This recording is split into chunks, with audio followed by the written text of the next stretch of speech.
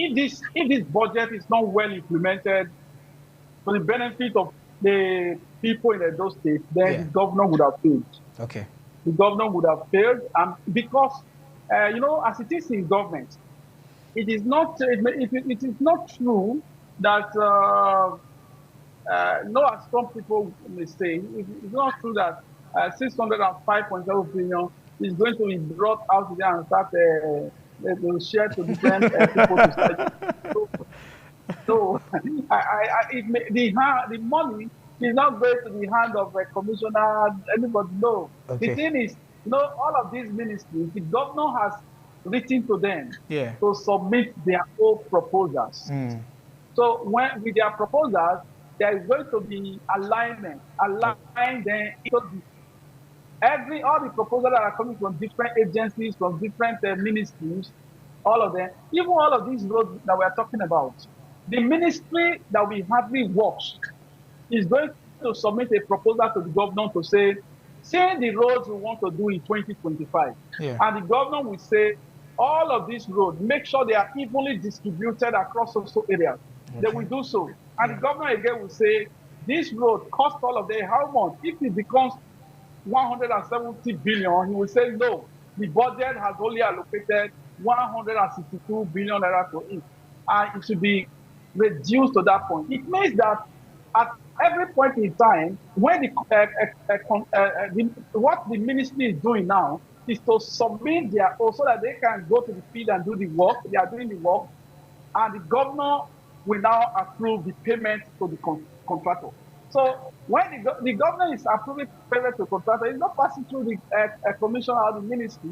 The ministry will only bring their proposal so that they can do the work, so that they won't go and do more than what the governor said we They have should the do. force to pay. Okay. So that is why we say we will not blame commissioner, we will not blame anything, because the money is not going to be given to them to work. All the agencies and all of that, they only submit to the government. This is what we want to do. And the governor said, according to the budget I submitted to the assembly, this is what I have allocated to do. So don't do more than this. This is what you are going to do. So by the time they do so, it is still the governor who will sign the check and say, contractor, take so and so money. If the governor, if any 1 naira out of this budget end up missing or not well spent, then the governor would have paid. Another thing I wish to say is that, when we make laws in Nigeria, people just treat them as whatever thing, something at their own mercy or something. But I want to say something that takes people to prison in Nigeria. People are sentenced to death, this, all of that, they set prison terms because they violated the constitution.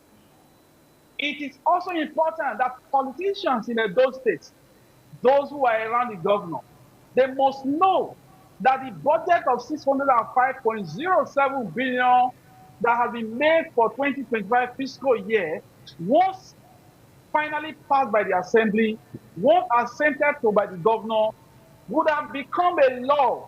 Okay. And anybody, 1 naira, a kobo out of it, Yeah. that 34 kobo in it, one Yes. kobo missing from it is called deviation from the law. It Okay. is a breach of the law, and somebody can be sentenced To jail prison for that. for that.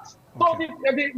anything we are dealing with figures now, the units, the smallest unit of this whole money that has been appropriated must be well used, must be used according to how the governor says. After the governor will complete it, like if the governor continues, and if his administration continues and not stops, then 4 years at most, or if re-elected, 8 years at most. After the tenure of Senator Monday Okpebholo as governor of Edo State, people will still have access to the 2025 appropriation bill that he has just submitted. I will start to look at what he has done, what he did not do. Anything that he did not do that time, anybody can take him up on it. Senator Monday Okpebholo represents the budget he just presented. Okay. So it is not going to be commissioner, it's not going to be anything. So he himself needs to surround himself with persons who he trusts can actually do the work. Okay. All right. A lot has really been. Thank you very much, my brother. I yes, we were saying that the figure, if you read through the budget as the governor presented it the other day, you'll see that one very visible line was the fact that the governor promised to aggressively go for uh, food security. And food security will only be achieved through agriculture. And uh, going through the breakdown of the capital expenditure, we could only see 4.5 billion allocated to agricultural sector. That means that if the governor really wants to fight for food security and within the fiscal year, he is going to be faced with insufficiency of funds in that sector. So it means that the governor, in making the budget, would have tried to allocate far more to that agricultural sector. 4.5 billion is way too small. What we expect in the state right now is that the state government, take the leading role in mechanizing the agricultural sector, trying to not just subsistence, but in a commercial manner.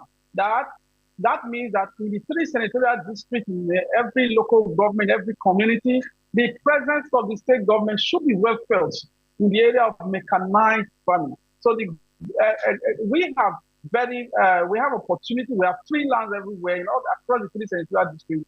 All of these are waiting for government. It will be wrong if in the 2025 fiscal year the state government is able to have represent itself across the three senatorial districts, having large farmland in mechanized manner, and that would only being at the leading role now, it will only motivate the citizens to follow the same to follow the same route. If the state government, if the government now cannot take the leading role in agriculture, we will never progress in it. So I would have expected more than 4.5 billion, but since it is there, we can only see what the government can do, or maybe before the final passage, the members of the assembly will be able to spot that out. But if they don't, we can only wait to see what the governor will be able to do with 4.5 billion in the area of agriculture. But for other areas, I think for road, that 162 billion is quite good, because we understand that roads have been the issue. I guess the governor understands that.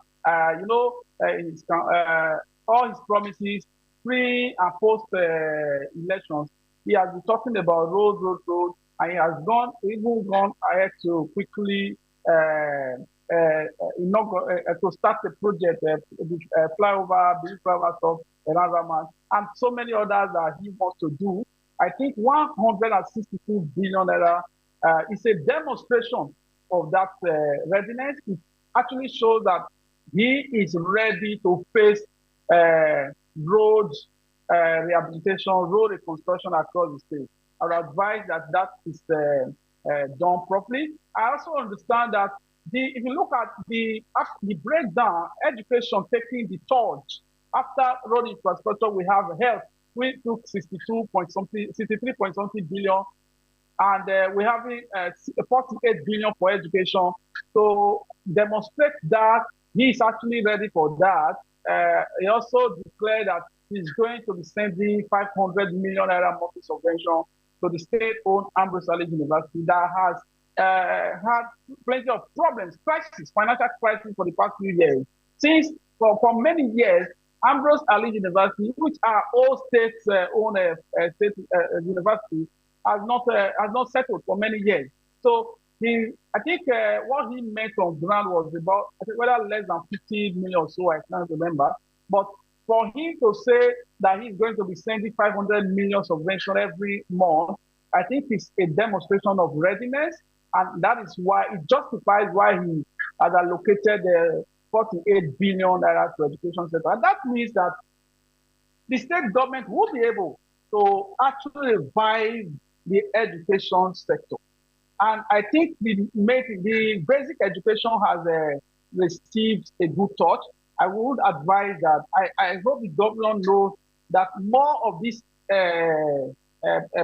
fund that is allocated to the education sector should go towards more of it should go towards tertiary education and to help the quality of our graduates and help the quality of researches that are coming out from this schools because the quality of research that come out from these higher institutions will also help us to revitalize the whole economy of the state. The healthcare is good, like that 63.9 billion. If well spent, will be able to help. I think what he has said, what the governor has also said that he wants to bring health care service delivery to the doorstep of those who are vulnerable, those who are not able to, the poorest of the poor. We want them to have access to health care services. And I think with this, to be able to do so, if well used,